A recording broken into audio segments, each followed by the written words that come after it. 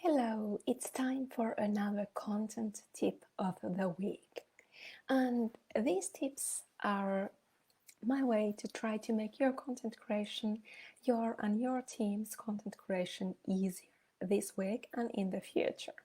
I'm sharing my best and proven strategies that have been tested and proven effective by me, my team, and my clients, and I know that they can help you a lot too. Last week we talked about yo-yo content creation and how it's so easy to get into that habit of creating a lot of content at one moment, and then it's hard to keep up with that rhythm, and we easily fall off the wagon. And one of the strategies that I mentioned was batching, content batching, creating a lot of content at once instead of winging it on a daily basis or every week. And that video led to a few questions from my followers, and I wanted to address those questions and talk more about batching today and how batching can actually transform your content creation. Shall we get started? So what is batching? If you're not familiar with the idea, it's very simple. The idea is to create a lot of content at once instead of doing it every day or every week.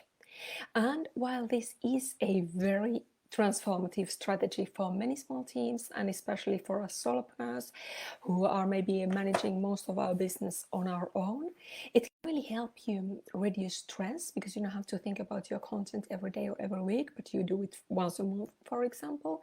And it also helps if you ever struggle with procrastination. If you're struggling with getting started, imagine if you only had to have that struggle, let's say, once a month instead of struggling with getting started every week or every day. And whenever you feel like you're ready to outsource some of that communication, or if you have team members to help you, it can also help you make that process a whole lot easier because you are doing certain things at a certain time of the month. But as easy as it may sound, it's often a question that creates most resistance in my workshops, for example. So people with teams usually feel like it's hard to batch because they don't have all the material they need, or there's maybe some approval point in the process that slows everything down. And if you're alone, often the problem seems to be the time. So finding the time, and when there are a lot of other priorities to manage as well. So let's take a closer look at all that today. First of all, in order to really benefit from batching, you need some kind of content creation routine. So whether you're alone or in a team, or you're maybe alone but have a freelancer to help you with some part of your content creation, it's important to get that routine set up, that structure set up. And I know it sounds boring and it's something that we rarely have time for, but it's a very crucial step if you really want to enjoy your content creation more and save some time. So set up a routine first. For example, a routine that seems to be working for many small teams is to have a one day per month for content creation for social media and another day for blog and newsletters and other long form content.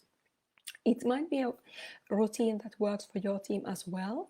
So it would mean that you set one day a month for content creation, then you set a separate day maybe for planning to make sure that you have all the content ready on a day when you're supposed to be creating all that content. So set up a routine that works for you and for your team first, and then it will make that batching a lot easier as well. And here we come to a second point, because when I start talking about all that, often people are like, whoa, that's a lot. And it can be a lot if you don't have that routine in place in the first place. So if you felt like, okay, whoa, that's really overwhelming, start in small steps. So even that routine, it doesn't need to be something that you set up perfectly the first day. It can take some time, and that's okay. So start in small steps.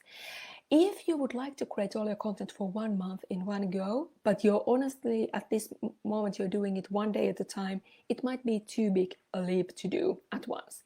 Then maybe set yourself a smaller goal and try to create all your content for 1 week or for 2 weeks, and set up a routine for that. And then when you really have that going, then try to create a little bit more and a little bit more at a time. Then, as a third point, often also creates some resistance is like, yeah, but I'm afraid that my content will be all boring if I create it at once, or things happen throughout the month and I have to react. That's a good point. Not all content can be batched and created in advance. A lot can, and having that routine and easing your way into it helps, but there might be things that you only can report in the last moment, or if you have live events or anything like that, you of course have to react. If you have amazing news that pop up in the middle of a month, of course you need to have space in your content calendar to talk about those things as well. There, my tip would be to batch as much as you can, or maybe start batching with evergreen content. So like those pieces of content that aren't linked to a certain event or day or a time. For example, if you have a podcast, you probably want to also share news about your old podcast episodes and keep promoting those. And you can very well create that material for months in advance because you already have all of that. Or many of us, one of my absolutely favorite pieces of content and types of content are quotes, inspirational quotes, because they are motivating, they are great conversation starters. Those you can very well create and batch in advance. If you have blogs coming up, that's probably something that's being planned, so you can already create those visuals and create those captions and teasers, even though the blog itself doesn't maybe exist yet or hasn't been published yet.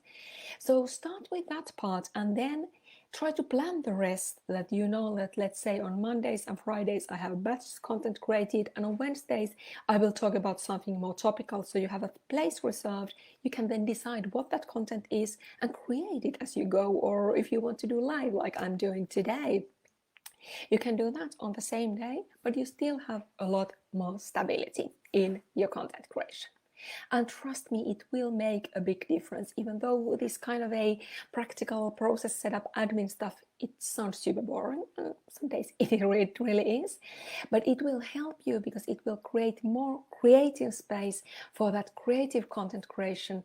And since there's less procrastination, less stress, you'll be able to enjoy the process more and create content that really makes a difference for your audience and grows your business as well.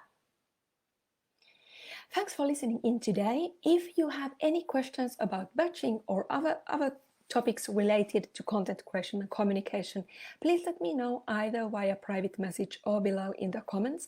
I would love to answer your question next week.